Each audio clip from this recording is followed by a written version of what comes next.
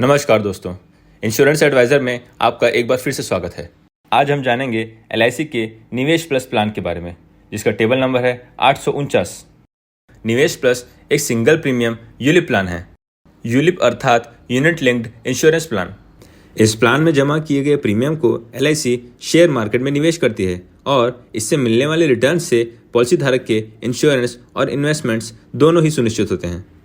निवेश प्लस उन पॉलिसी धारकों के लिए उपयुक्त है जो एक ही प्लान में इंश्योरेंस और शेयर मार्केट के रिटर्न्स दोनों का लाभ लेना चाहते हैं। अब क्योंकि यह प्लान शेयर मार्केट से लिंक्ड है, इसलिए पॉलिसी धारकों के मन में सबसे कॉमन सवाल यह होता है कि क्या यह प्लान सेफ है, और यदि सेफ है भी तो क्या हमें इस प्लान में अच्छे रिटर्न्स मिलेंगे। इस प्लान में इंश्योरेंस की कवरेज कितनी मिलती है और एक यूलिप प्लान किस तरह से काम करता है। इन सभी सवालों के जवाब जानने के लिए और निवेश प्लस को अच्छी तरीके से समझने के लिए इस वीडियो को अंत तक ज़रूर देखें। निवेश प्लस प्लान के बारे में जानने से पहले हम एक बार यूलिप प्लान के मैकेनिज्म को उदाहरण से समझते हैं। मान लेते हैं कि आज के रेट में एक पेन की कीमत 10 रुपये है। मिस्टर अग्रवाल, जो कि एक शॉपकीपर हैं, वे 10 रुपये की दर से ऐसे 10,000 पेन्स लेते हैं, यानी उनकी टोटल इन्वेस्टमेंट हुई 1 लाख रुपये। एक साल के बाद मान लेते हैं इस एक पेन की कीमत 12 रुपये हो जाती है, यानी अब उन 10,000 पेन्स की टोटल वैल्यू है 1,20,000 रुपये। एक साल में उनके इन्वेस्टमेंट में टोटल इंक्रीमेंट आई है 20,000 रुपये। मान लेते हैं कि मार्केट में इस पेन की डिमांड और वैल्यू काफ़ी बढ़ जाती है और 10 साल के बाद इस एक पेन की कीमत हो जाती है 30 रुपये। तो मिस्टर अग्रवाल के पास 10,000 पेन्स की अब टोटल वैल्यू हो जाएगी 3 लाख रुपये, और 10 साल बाद जब वे पेन्स को मार्केट में सेल करते हैं तो उनकी नेट प्रॉफिट आएगी 2 लाख रुपए। बस कुछ इसी तरीके से ही मार्केट में यूलिप प्लान्स भी काम करते हैं। मान लेते हैं मिस्टर अग्रवाल 1 लाख रुपए सिंगल प्रीमियम 10 साल की पॉलिसी टर्म के लिए निवेश प्लस प्लान में इन्वेस्ट करते हैं, तो LIC इन पैसों को शेयर मार्केट के फंड्स में निवेश करेगी। जिस फंड का मिस्टर अग्रवाल ने चयन किया है, मान लेते हैं मार्केट में उस एक यूनिट की वैल्यू 10 रुपये है, तो 10 रुपये की दर से मिस्टर अग्रवाल को चुने गए फंड के 10,000 यूनिट्स अलॉट किए जाएंगे।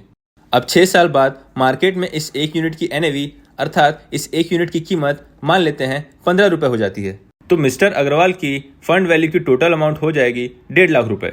यानी 6 साल में मिस्टर अग्रवाल के फंड वैल्यू में 50,000 का मुनाफा हुआ है। फंड वैल्यू की ग्रोथ फंड की NAV पे काफ़ी ज़्यादा डिपेंड करती है। मार्केट में फंड की NAV जितनी ज़्यादा ग्रो करेगी, उतनी ही अच्छी ग्रोथ पॉलिसी धारक को फंड वैल्यू में भी मिलती है। यहाँ पे ध्यान देने वाली बात यह है कि मार्केट पे सिर्फ NAV की वैल्यू ही डिपेंड करती है, अलॉटेड यूनिट्स नहीं।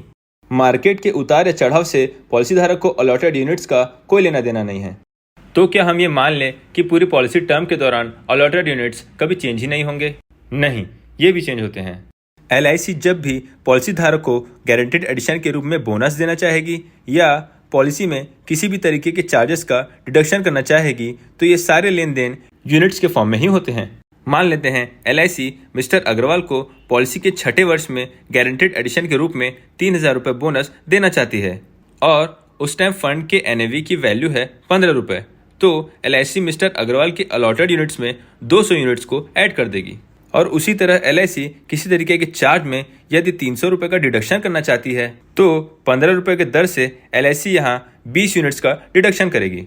तो एडिशन और डिडक्शन के बाद मिस्टर अग्रवाल के पास अब टोटल यूनिट्स हैं 10,180। दोस्तों, पूरे पॉलिसी टर्म के दौरान अलॉटेड यूनिट्स में एडिशन और डिडक्शन कई बार होते हैं, बट कैलकुलेशन को सिंपल रखने के लिए हम यहाँ पे सिर्फ एक ही बार करेंगे। अब 10 साल बाद यानी मैच्योरिटी डेट में मान लेते हैं कि एक यूनिट की NAV है 30 रुपये और मिस्टर अग्रवाल के पास टोटल यूनिट्स हैं 10,180, तो उनकी टोटल फंड वैल्यू आएगी 3,05,400 रुपये। मिस्टर अग्रवाल को यही अमाउंट मैच्योरिटी क्लेम के रूप में दी जाएगी। मिस्टर अग्रवाल को यहाँ लगभग 200% की प्रॉफिट मिली है। 10 साल में फंड की NAV भी 200% ग्रो हुई है और इसलिए हम निष्कर्ष निकाल सकते हैं कि जितनी ज़्यादा NAV ग्रो करेगी, ऑलमोस्ट उतनी ही हमारी फंड वैल्यू भी ग्रो करेगी। फंड की NAV कितनी ग्रो करेगी, यह इस बात पर डिपेंड करती है कि पॉलिसी धारक ने कौन से फंड का चयन किया है। निवेश प्लस में 4 तरीके के फंड होते हैं: bond fund, secured fund, balanced fund और ग्रोथ फंड। अगर इन फंड्स के रिस्क फैक्टर्स देखें तो बॉन्ड फंड एक लो रिस्क फंड है, सिक्योर्ड फंड और balance fund lower to medium risk fund हैं और ग्रोथ फंड एक हाई रिस्क फंड है। लो रिस्क फंड्स में रिस्क और ग्रोथ दोनों ही कम होते हैं, जबकि हाई रिस्क फंड्स में रिस्क और ग्रोथ दोनों ही ज़्यादा होते हैं। 2020 में जब निवेश प्लस प्लान लॉन्च हुआ था, उस समय इन सभी फंड्स की यूनिट वैल्यू थी 10 रुपये और आज की डेट में इन सभी फंड्स की वैल्यू है क्रमशः 10.93, 12.89, 14.16 और 16.23 रुपये। इसे हम इस तरह से समझ सकते हैं कि यदि किसी पॉलिसी धारक ने 2020 में निवेश प्लस प्लान में 1 लाख रुपए डाले हों तो 3 साल बाद आज के रेट में उनकी फंड वैल्यू लगभग 1,62,300 रुपये हो चुकी है। इसी तरीके से पॉलिसी के शुरुआत में पॉलिसी धारक द्वारा चुने गए फंड के अनुसार मैच्योरिटी में एनएवी रेट पे पॉलिसी धारक को फंड वैल्यू के रूप में मैच्योरिटी अमाउंट प्राप्त होगी। ये थी निवेश प्लस में इन्वेस्टमेंट की मैकेनिज्म। अब इसके इंश्योरेंस पार्ट पे भी नजर डाल लेते हैं। इस प्लान में डेथ कवर के रूप में पॉलिसी धारक के पास 2 ऑप्शंस होते हैं। पहले ऑप्शन में बेसिक सम अश्योर्ड होता है सिंगल प्रीमियम का 1.25 गुना और दूसरे ऑप्शन में बेसिक सम अश्योर्ड होता है सिंगल प्रीमियम का 10 गुना।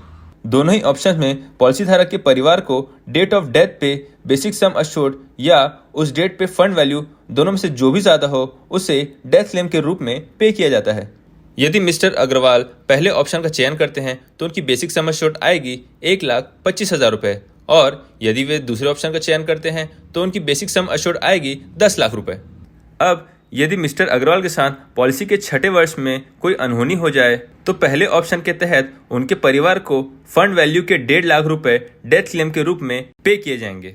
और यदि मिस्टर अग्रवाल दूसरे ऑप्शन के साथ जाते हैं और पॉलिसी के 6वें वर्ष में उनके साथ कोई अनहोनी होती है तो उनके परिवार को डेथ क्लेम के रूप में 10 लाख रुपए पे किए जाएंगे।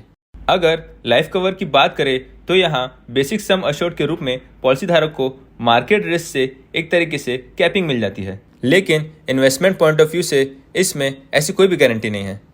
यहाँ पे हमने सिर्फ प्रॉफिट और ग्रोथ के एग्जांपल्स को ही देखा है, लेकिन कुछ यूलिप प्लान के फंड्स ऐसे भी हैं जिनकी एनएवी शॉर्ट टर्म में अभी 9 रुपए के रेट पे भी चल रही है, अर्थात वे नेगेटिव ग्रोथ पे चल रहे हैं। तो क्या इन्वेस्टमेंट के पर्पज से हमें ये प्लान नहीं लेना चाहिए? यदि हम LIC के एंडोमेंट प्लस प्लान की बात करें तो 2010 में लॉन्च के समय इसके फंड्स की बेस प्राइस थी 10 रुपये और शुरुआती वर्षों में इसमें ग्रोथ काफ़ी स्लो थी, लेकिन 2023 में आज के रेट में इनके फंड्स की यूनिट प्राइस 25 से 30 रुपये तक की हो चुकी है, अर्थात 13 वर्षों में ही इसके एनएवी की वैल्यू में 250 से 300% का ग्रोथ देखने को मिला है। और गारंटी ना होने के बावजूद LIC के लगभग सभी यूलिप पॉलिसीज में लॉन्ग टर्म में ऐसे ग्रोथ देखने को मिले हैं। इसलिए यदि आप निवेश प्लस प्लान का लाभ लेना चाहते हैं तो इसमें ज़रूर इन्वेस्ट करें, लेकिन समय समय पर फंड्स के रिस्क फैक्टर्स और फंड्स के ग्रोथ की मॉनिटरिंग भी ज़रूर करें। तो आइए अब इस प्लान के कुछ बेसिक फीचर्स को भी देख लेते हैं। जैसा कि हम जान चुके हैं, इस प्लान में 2 ऑप्शंस होते हैं। पहले ऑप्शन में बेसिक सम अश्योर्ड होता है सिंगल प्रीमियम का 1.25 गुना और दूसरे ऑप्शन में बेसिक सम अश्योर्ड होता है सिंगल प्रीमियम का 10 गुना। दोनों ही ऑप्शंस में चारों फंड्स अवेलेबल हैं, जो है क्रमशः bond fund, secured fund, balance fund और ग्रोथ फंड। दोनों ही ऑप्शंस में मिनिमम एज एट एंट्री है 90 days. Maximum age eight entry पहले ऑप्शन में है 70 वर्ष और दूसरे ऑप्शन में है 35 वर्ष। मिनिमम एज एट मैच्योरिटी दोनों ही ऑप्शंस में है 18 वर्ष। मैक्सिमम एज एट मैच्योरिटी पहले ऑप्शन में है 85 वर्ष और दूसरे ऑप्शन में है 50 वर्ष। पॉलिसी टर्म पहले ऑप्शन में हो सकती है 10 से 25 वर्ष और दूसरे ऑप्शन में पॉलिसी टर्म कुछ इस प्रकार है। 25 वर्ष तक की आयु के व्यक्ति के लिए यह होगी 10 से 25 वर्ष, 26 से 30 वर्ष की आयु के व्यक्ति के लिए यह होगी 10 से 20 वर्ष और 31 से 35 वर्ष की आयु के व्यक्ति के लिए यह होगी 10 वर्ष। दोनों ही ऑप्शन में सिंगल प्रीमियम की मिनिमम अमाउंट है 1 लाख रुपए और मैक्सिमम की कोई लिमिट नहीं है। यह 10,000 के मल्टीपल में आप जितनी चाहे उतनी ले सकते हैं। निवेश प्लस प्लान में पॉलिसी धारक को फिक्स्ड गारंटीड एडिशन के रूप में बोनस भी मिलता है। 6ठे वर्ष में गारंटीड एडिशन के रूप में पॉलिसी धारक को मिलता है सिंगल प्रीमियम का 3%, 10वें वर्ष में यह मिलता है 4%, 15वें वर्ष में 5%, 20वें वर्ष में 6% और 25वें वर्ष में 7%। पूरे पॉलिसी टर्म के दौरान आपकी फंड वैल्यू से कुछ चार्जेस भी डिडक्ट होते हैं। ये चार्जेस होते हैं premium allocation charge, mortality charge, fund management charge, linked ADB rider charge और अन्य मिसलेनियस चार्जेस। फंड वैल्यू में गारंटीड एडिशन और चार्जेस का डिडक्शन मार्केट रेट पे यूनिट्स के फॉर्म में होता है। अब ऑप्शन 1 और ऑप्शन 2 में आने वाले डिफरेंसेस को हम एक उदाहरण से समझते हैं। तो ये है मिस्टर रॉक जिनकी उम्र है 30 वर्ष और ये है मिस्टर ब्रॉक और इनकी भी उम्र है 30 वर्ष। दोनों ही 1 लाख रुपए के सिंगल प्रीमियम और 10 साल के पॉलिसी टर्म के लिए निवेश प्लस प्लान का चयन करते हैं। 4 टाइप के अवेलेबल फंड्स में से दोनों ही ग्रोथ फंड का चयन करते हैं। मिस्टर रॉक ऑप्शन 1 का चुनाव करते हैं, इसलिए उनकी बेसिक सम अश्योर्ड आएगी 1,25,000 रुपये। वह मिस्टर ब्रॉक ऑप्शन 2 का चुनाव करते हैं, इसलिए उनकी बेसिक सम अश्योर्ड आएगी 10 लाख रुपये। 4% ग्रॉस इन्वेस्टमेंट रिटर्न के हिसाब से दोनों की फंड वैल्यू की प्रोजेक्शन कुछ इस प्रकार है। यहाँ आप देखेंगे कि मिस्टर रॉक के 1 लाख सिंगल प्रीमियम में सभी चार्जेस के डिडक्शन के बाद जो फंड वैल्यू आई है वह साल के अंत तक लगभग 4% की दर से ग्रो कर रही है और पूरे पॉलिसी टर्म के दौरान मिस्टर रॉक की फंड वैल्यू 4% की दर से हर साल ग्रो कर रही है। उसी तरीके से मिस्टर ब्रॉक के भी केस में 4% की दर से उनकी फंड वैल्यू हर साल ग्रो कर रही है।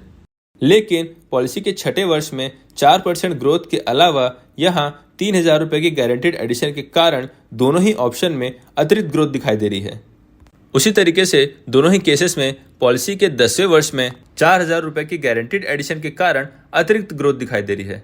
यहाँ आप देखेंगे कि प्रति वर्ष होने वाले चार्जेस के डिडक्शन मिस्टर रॉक के ऑप्शन 1 में मिस्टर ब्रॉक के ऑप्शन 2 के कंपैरिजन में काफ़ी कम है और इसीलिए एक समान सिंगल प्रीमियम देने के बावजूद 10वें वर्ष के अंत में मिस्टर रॉक की फंड वैल्यू मिस्टर ब्रॉक के कंपैरिजन में थोड़ी सी ज़्यादा आई है। अर्थात ऑप्शन 1 में आपको मैच्योरिटी अमाउंट ज़्यादा मिलती है। वहीं यदि डेथ बेनिफिट्स की बात करें तो ऑप्शन 2 में मिलने वाले डेथ बेनिफिट की अमाउंट ऑप्शन 1 के कंपैरिजन में काफ़ी ज़्यादा है। यदि हम 8% ग्रॉस इन्वेस्टमेंट रिटर्न के प्रोजेक्शन को देखें तो वह कुछ इस प्रकार होगी। दोस्तों, ग्रॉस इन्वेस्टमेंट रिटर्न्स 4% होंगे, 8% होंगे या उससे भी ज़्यादा होंगे, ये मार्केट पर डिपेंड करती है। तो आइए अब हम इस प्लान के कुछ अन्य इंपॉर्टेंट फीचर्स को भी देख लेते हैं। दोस्तों, आप अपने प्लान में इन चारों फंड टाइप्स में स्विचिंग भी कर सकते हैं। यह स्विचिंग एक साल में आप 4 बार कर सकते हैं। 4 से अधिक स्विचिंग करने पे प्रत्येक स्विच पे 100 रुपये का स्विचिंग चार्ज भी लगता है। सरेंडर। दोस्तों, 5 वर्ष के लॉक इन पीरियड के बाद आप अपने पॉलिसी को कभी भी सरेंडर कर सकते हैं। सरेंडर करने पे पूरी की पूरी यूनिट फंड वैल्यू आपको सरेंडर वैल्यू के रूप में मिल जाती है। लेकिन यदि पॉलिसी धारक 5 वर्ष के पहले अपने पॉलिसी को सरेंडर करते हैं तो यूनिट फंड वैल्यू में से डिसकंटिन्यूएंस चार्जेस को डिडक्ट किया जाता है। Partial withdrawal. दोस्तों, यदि आप अपने प्लान को पूरी तरह से सरेंडर नहीं करना चाहते हैं तो 5 वर्ष के बाद आप पार्शियल विड्रॉल भी कर सकते हैं। यानी आप अपने पॉलिसी से फंड वैल्यू का कुछ हिस्सा विड्रॉ कर सकते हैं और बचे हुए फंड वैल्यू से अपनी पॉलिसी को कंटिन्यू भी कर सकते हैं। दोस्तों, स्विचिंग, सरेंडर और पार्शियल विड्रॉल ये तीनों ही बहुत इंपॉर्टेंट फीचर्स हैं। इनके सही इस्तेमाल से आप अपनी पॉलिसी का संपूर्ण लाभ ले सकते हैं। लोन। इस प्लान में लोन की कोई भी सुविधा नहीं है। Settlement option for death claim. इस प्लान में पॉलिसी धारक डेथ क्लेम की अमाउंट को 5 वर्षों तक इंस्टॉलमेंट में भी ले सकते हैं। डेथ क्लेम की अमाउंट को लंप सम की जगह इंस्टॉलमेंट में लेने से एनएवी में होने वाले इंक्रीमेंट्स का लाभ पॉलिसी धारक ले सकते हैं। तो दोस्तों, यह थी LIC के निवेश प्लस प्लान की एक संक्षिप्त प्रेजेंटेशन। आशा करता हूँ आपको यह वीडियो इन्फॉर्मेटिव लगी होगी। यदि यह वीडियो अच्छी लगी तो वीडियो को लाइक, शेयर और चैनल को सब्सक्राइब करना ना भूलें। इसी तरीके की और वीडियोस देखने के लिए बेल आइकन को प्रेस ज़रूर करें। आप अपने सुझाव और सवाल कमेंट सेक्शन या मेल पे भी भेज सकते हैं। धन्यवाद।